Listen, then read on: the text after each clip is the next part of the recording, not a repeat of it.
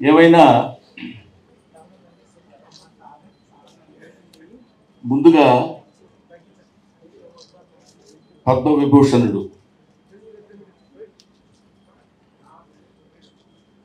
చిరంజీవి గారు ఈ కార్యక్రమానికి రథసారథి ఆయన వచ్చి వెళ్ళిపోవడం అనేది సభలో జరిగేటువంటి అతి సహజమైన విషయం.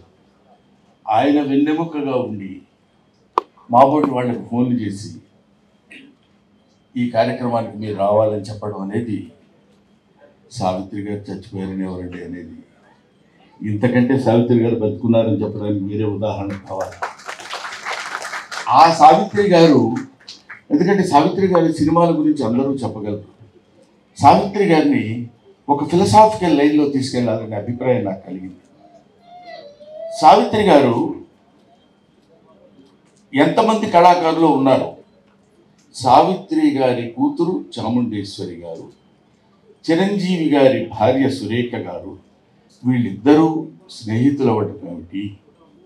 ఈ పుస్తకాన్ని రచించినటువంటి సంజయ్ కిషోర్ ఈ పుస్తక ఆవిష్కరణ చేయాలనేటువంటి ఆలోచన కలిగినప్పుడు ఆవిడ ఎవరి దగ్గరికైనా వెళ్ళి అడిగితే ఎవరైనా చేయొచ్చు, చిరంజీవి గారి దగ్గరికి వెళ్ళాలని ఎందుకు అనుకున్నారో మనకి తెలియదు. వెళ్ళినప్పుడు నేను చాలా కొంచెం హెక్టిక్గా ఉందండి అనేటువంటి ఆలోచన లేకుండా వెంటనే ఎస్ అని ఎందుకు చెప్పాలనుకున్నారో, వీటన్నిటికీ వెనకాలుండి నడిపించినటువంటి ఒక అదృశ్య శక్తి, అదే సావిత్రమ్మ ఆత్మ. ఆవిడ నడిపించుకుంది, ఆవిడ చేయించుకుంది ఈ ఫంక్షన్. ఆవిడ దగ్గరుండి, నాన్న చిరంజీవి నేను చనిపోయాను అంటున్నారు అందరూ, కాదు నేను బతికే ఉండాలి, బతికే ఉన్నాను అన్న విషయం నువ్వు చెప్తే అందరూ నమ్ముతారు. నువ్వు చెప్తే అందరూ తెలుగువాడు, తెలుగు మాట్లాడేటువంటి తెలుగు ప్రేక్షకుడు ఎవడైనా నువ్వు చెప్తే ఆనందిస్తారు, నమ్ముతారు. నాన్న మీ చేతుల మీదుగా నా పుస్తకాన్ని ఆవిష్కరించరా అని చెప్పిందేమో అనేటువంటి భావన నాకు కలుగుతుంది. లేకపోతే ఇది అతి సాధారణంగా ఇందాక చాముండేశ్వరమ్మ చెప్పినట్టు, ఇందాక ఆవిడ ఏదో మీ చేతుల మీదుగా జరిగితే చాలు, మీ ఇంట్లోనే ఈ పుస్తక ఆవిష్కరణ ఇలా జరిగితే బాగుందంటే, చిరంజీవి గారు అంటే ఆయన గురించి సభలో చెప్పాల్సింది సావిత్రి గారి గురించి, సావిత్రి గారి పెద్ద కొడుకులాగా ఆయన గురించి చెప్పాల్సిన విషయం నాకు ఏర్పడింది. ఏదో ఒక మామూలుగా అయితే మా ఇంట్లో జరుగుతుంది ఏంటి చేసేద్దాం అనేటువంటిది కాకుండా, సావిత్రి అంటే యునీక్. సావిత్రి అంటే ఒక నట శిఖరం. ఆవిడ గురించి ఒక చిన్న ఫంక్షన్, ఎక్కడో ఇంత ఫంక్షన్ పెట్టి అయిపోయింది అని 4 కెమెరాలతో చేసేటువంటిది కాదు. సావిత్రి ఫంక్షన్ అంటే సావిత్రి ఫంక్షన్ లాగే ఉండాలి అంత. ఎందుకంటే ఆవిడ ఎడం చేత్తో ఎంతమందికి ఎన్ని దానాలు చేశారో, ఎంతమందిని ఆవిడ అంటే నటనాపరంగా తీసి పక్కన పెడదామండి, దాని తర్వాత మాట్లాడుకుందాం. అటువంటి మహనీయురాలైనటువంటి ఆ మహానటి సావిత్రి గురించి ఆయన పెద్ద మనసు చేసుకుని ఇంతమందిని ఆహ్వానించి, ఆయన పిలిస్తే రాకుండా ఎవరు ఉంటారండి? బ్రహ్మానందం కూడా 11 గంటల వరకు ఉంటాడు, అదొక చరిత్ర.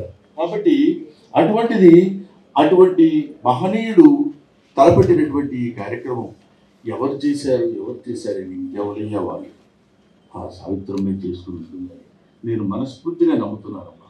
అది అందువల్ల ఆ కార్యక్రమాన్ని ఆయన నోవలేడు. ఇంత అద్భుతంగా ఇంతమంది కలిసి ఇక్కడ చేయగలుగుతున్నారంటే ఆ సావిత్రి యొక్క గొప్పతనం. ఇక్కడ బ్రహ్మానందం చాలా బాగా యాక్ట్ చేసావు, ఇన్ని సినిమాలు చేసావు, నువ్వు ఎంత నటుడివి అని అన్నప్పుడు ఎప్పుడన్నా ఒకసారి నిజంగానే వాళ్ళు లేకపోతే మళ్ళీ ఎందుకంటారు ఇలాగా చాలా గొప్ప ఉండేమో నేను అని ఫీల్ అవుతున్నప్పుడు,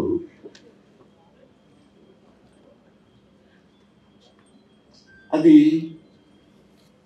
ఆవిడ నటించేటువంటి సినిమాలు ఏదైనా ఒక్క సినిమా అంతా కూడా కాదు, ఒక సీన్ అంతా కూడా కాదు, ఒక ఎక్స్ప్రెషన్. మంత్రి గారు చెప్పినట్టు ఒక ఎక్స్ప్రెషన్. డాక్టర్ చక్రవర్తిలో పాట ఉంటుంది, ఆ పాటలో అమ్మ నటించినటువంటి విధానం చూస్తే ఒక సెకండ్లో అంత రొమాంటిక్గా నీవు ఆ పాట ఏంటి, నీవు లేక వీణ నిలువులేక వీణ పలుకలేనన్నది, నీవు రాక రాదా నిలువలేనన్నది. ఆ పాట ఒకసారి దయచేసి మీ అందరికీ చేతులెత్తి నమస్కారం చేసి చెప్తున్నాను. గూగుల్లో కొడితే వస్తుంది, పాట చూడండి. ఇప్పుడు మేము మహానటులం, మేము చాలా గొప్పవాళ్ళమని బోర్డు పెట్టుకునే వాళ్ళందరూ ఆ పాట ఒక్కసారి చూస్తే కనువిప్పు కలిగి వాళ్ళల్లో ఉన్నటువంటి నట అహంభావం మొత్తం దద్దలిపోయి పగిలిపోయి ముక్కలు ముక్కలైపోయి ఆ తల్లికి చేతులెత్తి నమస్కరించాలని చేసింది. చచ్చిపోయిన వాళ్ళకి నివాళులుగా చెప్తాను. నాకు ఇంకా చచ్చిపోయిందనే మాట నా నోటి నుంచి రావాలని నాకు ఇష్టం లేక నేను చెప్తున్నాను. ఎదురుగా కూర్చున్నారు మా అరవింద్ గారు, ఆయన వాళ్ళ నాన్నగారు ఉన్నారు. మాకు చిన్నప్పుడు మోగ మనసుల్లో వీళ్ళిద్దరు కాంబినేషన్ ఉండేది. ఎదుగా ఇటు పక్క రొయ్యలు, ఇటు పక్క పరమైన చేపలు, ఇటు పక్క చేపలు, నా వల్ల కాగా అనేవాళ్ళు ఆయన.